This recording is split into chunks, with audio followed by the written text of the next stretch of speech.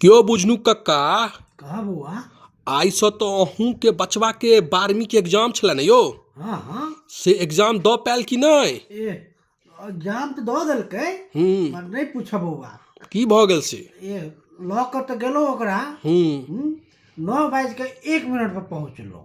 अच्छा। ठीक छै, हमरो नाम बुझलू, अंदर नहीं प्रवेश ले बदै छला, गेट हाँ से तो सुनलिए 9 बजे गेट लगा हाँ देलकै। ताला मारि देलकै बड़काटा।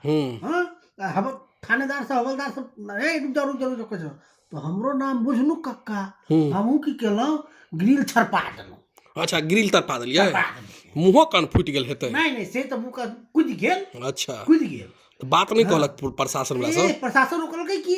तहन हमरो नाम न बुझलू क्या। तहन हम कहलिए ओ सर देखिए हम तो आ गए थे 8:30 बजे, ये बच्चा को झाड़ा लग गया था, तो उसको हम झाड़ा फिरवाने लगा। देखिए उसके पेट में अभी भी लगा ही होगा। अच्छा से कह दिले से ओना स्कूल सब में नहीं रहे छे झाड़ा फिरक व्यवस्था। हाँ तो हम कहली ना प्रशासन के, आपके स्कूल में तो झाड़ा फिरने की व्यवस्था तो है नहीं। तो बच्चा एग्जाम टाइम में जो झाड़ा फिरता उससे पहले झाड़ा फिरवा से दिए। एग्जाम से पहले करवा दिए, बढ़िया करा दिए, एग्जाम दी ताकि झाड़ा फिरता। हाँ तही दुआरे ना।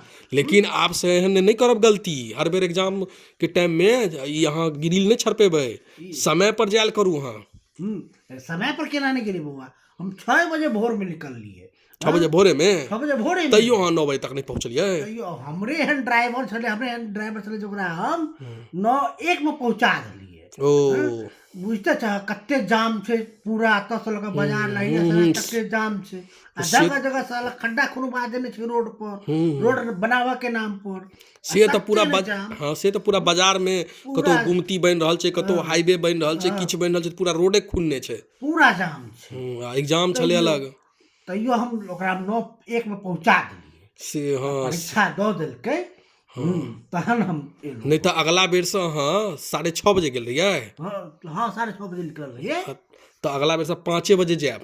ओ की कहै छ बौआ, तोहर जे चाची जे छौ ना, रात भर रील्स देखतो, रात भर अच्छा रील्स देखत रहतो, आ तै के बाद वो भोर में उठतो 7 बजे। वो नाश्ता पानी ले लेट लाग गया ना। परीक्षा के टाइम से बच्चा किछ खा के जाते के बाद ना परीक्षा देते। तहन बुझते छ की कहल जाए। नहीं तो सरकार के किछ करे के चाहिए, जे बच्चा सब के किछ टाइम ग्रेस देबो के चाहिए। हाँ ई तो उचित छे, भाई भ जाय छे कखनो ट्रैफिक जाम छे। नहीं तो ट्रैफिक अहीं के नहीं है, अहीं के रोड ने छे, सरकारे के रोड छे ना। अहीं या तो रोडे खाली कर दियो कि खाली बच्चा। हां तो या तो रोडे खाली करवा दो, पूरा परीक्षा सेंटर करके खाली कि कोनो गाड़ी रहेगा ही नहीं। ना विद्यार्थी के जाय में दिक्कत नहीं है, तो टाइम से पहुंचे विद्यार्थी।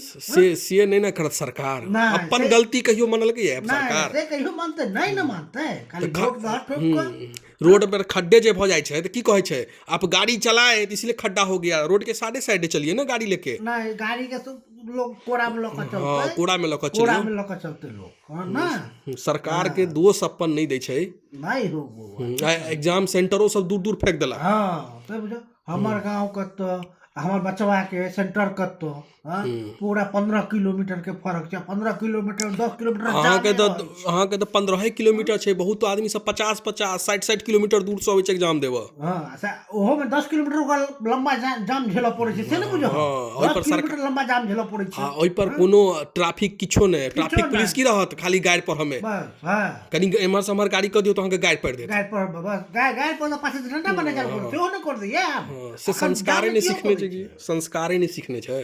फिर की कहै छ, देखबे के लिए बेता में एगो पुलिस वाला सस्पेंड भेलैया। हां हमहु सुन गाड़ी पढ़ देलकै। हां हमहु सुनलिए बाजारे में, हमहु सुनलिए। अहाँ सब पढ़ देबे त बुझी छी की करत हंस के। हमरा सब तो डंडा से पीट देत, डंटे से पीटत, अहाँ के कोनो केस में फंसा देत। हां किछ क सकैया। बिहार छे, किछ भ सकैया, किछ भ सकैया। ई बिहार है बउआ, किछो हो सकता है।